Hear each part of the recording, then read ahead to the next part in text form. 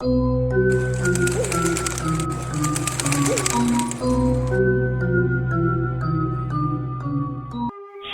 আজ থেকে বহু বছর আগের কথা। মানিকতলা নামে একটি গ্রাম ছিল।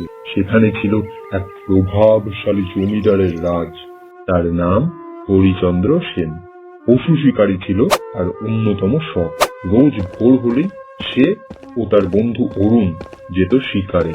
হরিণ থেকে শুরু করে ময়ূর, বুনো মোষ, শূকর, বাঘ, কত কি না মেরেছে সে। তার স্ত্রী কমলা দেবী ছিল খুবই শৌখিন।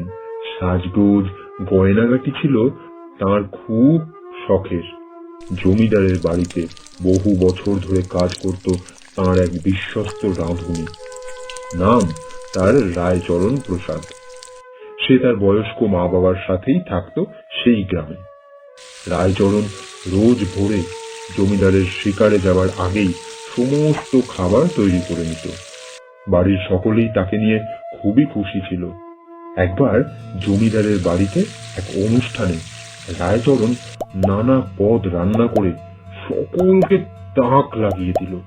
সকলে তার রান্না খেয়ে খুবই প্রশংসা করলো। জমিদারও খুব খুশি হয়ে সেই দিনই সন্ধ্যাবেলা তার বন্ধুকে বলল, অরুণ, যা তো দেখি, এক্ষুনি গিয়ে রায়চরণকে তোর সাথে নিয়ে আয়। অরুণ জমিদারের কথা মতন রায়চরণের বাড়ি গিয়ে বলল, রায়চরণ, ও রায়চরণ, এ তাড়াতাড়ি বেরিয়ে আয়, জমিদার বাবু এক্ষুনি তোকে ডেকে পাঠিয়েছে। কেন বাবু, কি হয়েছে? তা তুই ওখানে গেলেই দেখতে পাবি। এখন চল তো তাড়াতাড়ি। দুজনেই তাড়াতাড়ি পায়ে হেঁটে পৌঁছালো জমিদারের কাছে এবং বলল, বাবু, আপনি আমাকে ডেকে পাঠিয়েছেন? হ্যাঁ রে, আয়, তাড়াতাড়ি আয়। তুই আজকে যা কামাল দেখিয়েছিস তা তুই জানিসই না। তোর একটা উপহার পাওনা আছে। মানে কেন বাবু? তোর হাতের রান্নাকে আজ আমার অতিথিরা বেজায় খুশি। আজ থেকে আমাদের গ্রামের পুকুর পাড়ের ওই 2 বিঘা জমি তোর হলো। ধন্যবাদ বাবু, ধন্যবাদ। এই বলে রাঁধুনি রায়চরণ বাড়ি ফিরে গেল। অন্যদিকে জমিদারের বন্ধু অরুণ বেজায় রেগে গেল। সে ভাবল সে জমিদারের এত কাছের বন্ধু, এত সাহায্য করে সে তাকে। এদিকে সামান্য 2টো পদ রান্না করার জন্য জমিদার রায়চরণকে এত বড় উপহার দিয়ে দিল। এই উপহার তো আসলে তারই পাওয়ার কথা। তাই সে রায়চরণকে শিক্ষা দিতে একটা ফন্দি আঁটল। সেই দিন রাতেই সে জমিদারের স্ত্রী কমলা দেবীর শখের গয়নার বাক্সটা চুরি করে নিল এবং পরদিন সকালে রায়চরণ রান্নায় ব্যস্ত থাকলে তার ঝুলিতে অরুণ সুযোগ বুঝে গয়নার বাক্সটা রেখে দিল এবং জমিদারের সাথে শিকারের খোঁজে বেরিয়ে গেল। বেলা গড়াতে যখন তারা বাড়ি ফিরে এলো তখন দেখলো বাড়িতে খুব হইচই হচ্ছে। জমিদার তখন কমলা দেবীকে জিজ্ঞেস করলো, কি ব্যাপার, এত চেঁচামেচি কিসের? আর বলো না, সকালে গয়না পরবো বলে আলমারিটা খুলেছি, দেখছি আমার গয়নার বাক্সটা উধাও। দারোয়ানরা গোটা বাড়ি খুঁজেছে, কিন্তু কোথাও কিচ্ছু পাওয়া যাচ্ছে না। অরুণ হঠাৎ করে বলে উঠলো, তাহলে একবার সবার থলি খুঁজে দেখা হোক না কেন, যদি বাক্সটা পাওয়া যায়। ঠিক আছে, তাই হোক। কমলা দেবীর গয়না যে নিয়েছে আজই তার গর্দান যাবে। এই বলে সে প্রহরীদের আদেশ দিল সবার থলি খুঁজে দেখার এবং অবশেষে বাক্সটি পাওয়া গেল রাঁধুনি রায়চরণের থলিতে। সবাই তো দেখে অবাক।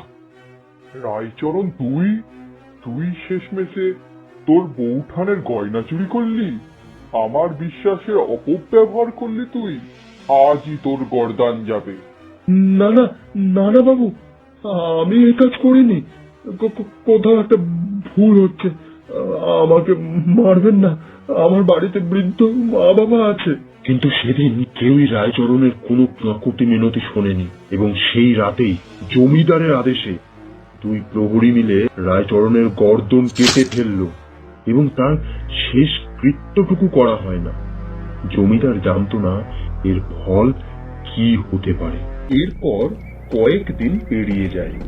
একদিন বিকেল বেলা অরুণ পুকুর পাড়ের জমির উপর দিয়ে বাড়ি ফিরছিল। কিছু পথ যাওয়ার পর হঠাৎ সে দাঁড়িয়ে যায়। গাটা কেমন ছমছম করছে, মনে হচ্ছে কেউ যেন আমার দিকে তাকিয়ে আছে, কিন্তু আশেপাশে তো কাউকে দেখছি না। তাহলে বোধহয় মনেরই ভুল। এই বলে সে আবার পথ চলা শুরু করলো। অরুণ এটা জানতো না সেই দিন সত্যি সত্যি তার দিকে কেউ তাকিয়ে ছিল। পরদিন কাজ সারতে তার একটু দেরি হয়ে যায়। রাতের বেলা একাই সে সেই পুকুর পাড় দিয়ে বাড়ি ফিরছিল। হঠাৎ তার মনে হলো কে যেন তাকে ডাকছে। কে কে ডাকে? আমি রায়চরণ। কি আমার সাথে ইয়ার্কি মারা হচ্ছে? আমি নিজে দাঁড়িয়ে থেকে ওর গর্দন দিয়েছি। কে তুই? আয়, বেরিয়ে আয় দেখি। কি যেন জঙ্গলের ভেতর থেকে ঝপাত করে লাফিয়ে আমার সামনে এসে দাঁড়ালো। ধরে তার কোনো মাথা নেই, সে এক ভয়ঙ্কর চেহারা। ও ও বাবা গো, এ কি গো? এই দৃশ্য দেখে তো অরুণের মরে যাওয়ার মতো অবস্থা। এবার চিনতে পারছিস? কি রায়চরণ? আমাকে ক্ষমা করে দে, ক্ষমা করে দে আমায়। না না না না না না, তুই তো জানতিস ওই চুরি আমি করিনি। ওই চুরি তো আসলে তুই করিয়েছিলিস। আজ বিনা দোষে আমার এই অবস্থা শুধুমাত্র তোর জন্য। না না, আমার আমার ভুল হয়ে গেছে, আমাকে ক্ষমা করে দে। সেদিনও আমি কত করে তোদের বলেছিলাম, কিন্তু তোরা কেউ আমার কোনো কথাই শুনিসনি। আজ তোকে মরতেই হবে। এই বলে স্কন্দ কাটা অরুণের গাড় মোটকে তাকে মেরে ফেলল। এই খবর দ্রুতই গোটা গ্রামে ছড়িয়ে পড়ল।